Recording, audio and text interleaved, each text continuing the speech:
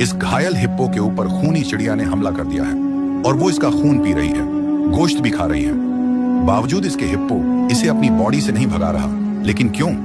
दरअसल यह ऑक्सपैकर बर्ड, जो दूसरे जानवरों की नाक, कान और बाकी बॉडी पर लगे कीड़े और पैरासाइट वगैरह को साफ करने का धंधा करती है, जिससे दोनों पार्टी का फायदा होता है। लेकिन धंधे के खातिर कभी कभी इन्हें घायल जानवरों के ऊपर भी काम करना पड़ता है, जिसमें ये जानवरों के सड़े हुए घाव और मांस को खाकर साफ करती है, जिससे घाव में इन्फेक्शन नहीं होता और घाव जल्दी ठीक हो जाता है। बोले तो ये चिड़िया प्रकृति की सरकारी डॉक्टर है।